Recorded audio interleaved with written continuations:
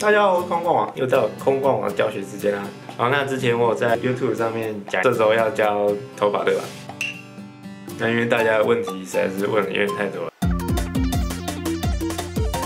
因为我没有办法全部解答，我觉得今天应该就挑一些比较基本的地方开始。好，那我们就开始吧。好，准备好了，我们开始讲啊。那画头发之前呢，我们需要先知道一件事情，就是你人物的发际线到底在哪里？没错，发际线就是这一条。有这条你才会知道头发从哪边开始长，然后刘海位置大概在哪。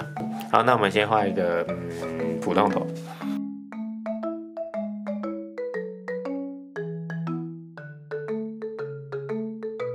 我们之前不是讲过一个头上下，中间画一条线，上面有眉毛，下面有眼睛嘛？好，那问题来了，发际线在哪里？其实有的人额头高，有的人额头低，所以不一定大家都相同。但是这边提供给大家一个简单比例，就是你这个眉毛上面画一条线，然后这边大概这个6:4的地方，你可以大概在6:4的地方画上它的发际线，有没有？大概6:4啊，有些人可能是55啊，不过这边就用6:4来算。好，那我们现在已经知道它发际线在哪里，对不对？就大概6:4的地方。好，那我们再画一个头。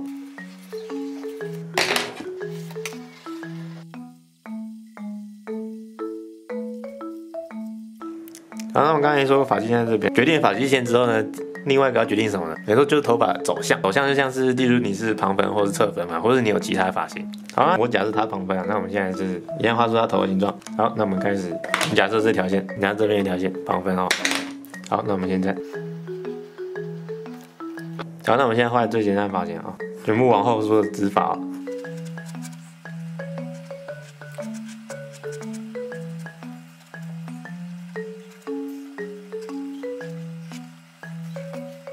好，那就是这样。当你决定发型要怎么分的时候，你很容易就可以知道它的流向怎样嘛。例如我从这一条线开始往旁边，往两边就是铺我的面线，有没有？他初学者如果这个画发型的时候真的搞不清楚头发流向怎么样，你可以看镜子，或是你可以拿一些 PPT 出来参考。然后那边拿一下我布码跟他看一下，你看他发流，你很清楚可以看出来他的发流从这边绑起来，然后这边的头发这样过来，有没有？就跟这个一样。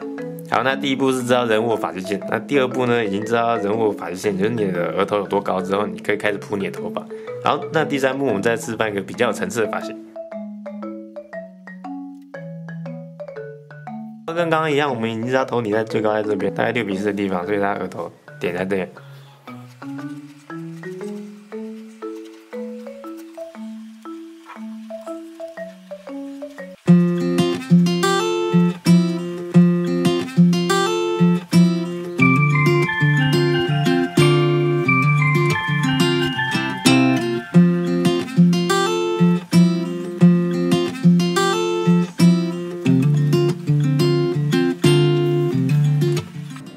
好，那这是一个稍微有点复杂的发型，那我们一个一个拆开。那我们把它拆成3部分来讲解。那第一部分这个刘海部分，刘海部分看它前面好像很复杂，你可以把它简单化，大概就是这样吧。可以把它简化成这样一大片，你可以先把它简化成这种简单的形状，然后接下来再慢慢的对它进行拆分。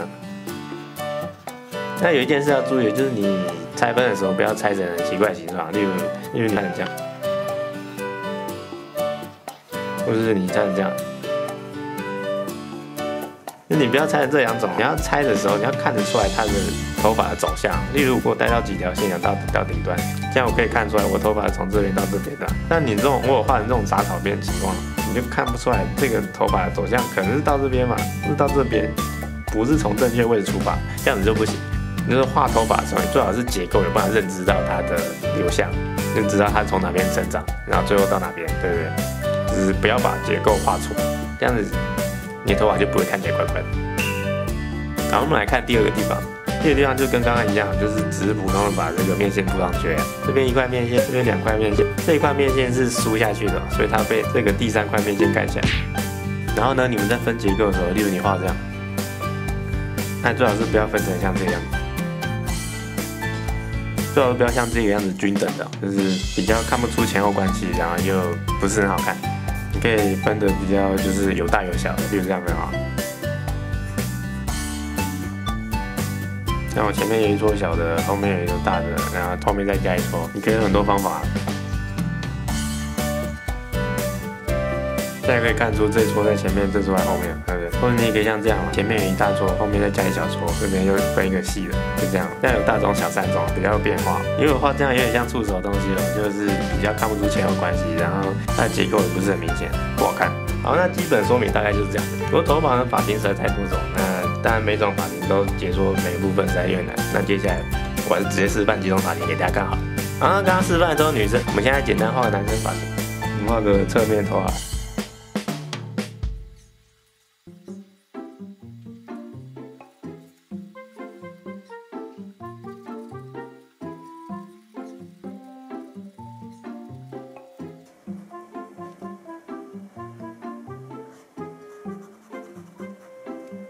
啊，男生还蛮多这种，就是后面推高的发型，它重点就是上面这个杂草比较难画。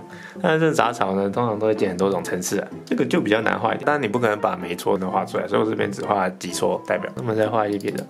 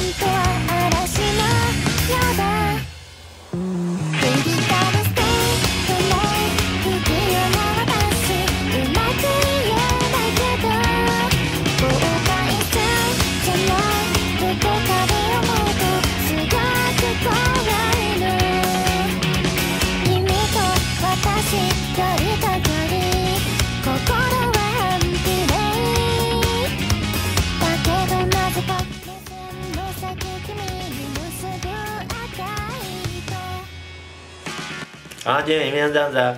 关于头发，今天就只是讲很简单的东西啊。我知道有很多人问那个上色之后要怎么办，还是光妆造怎么样？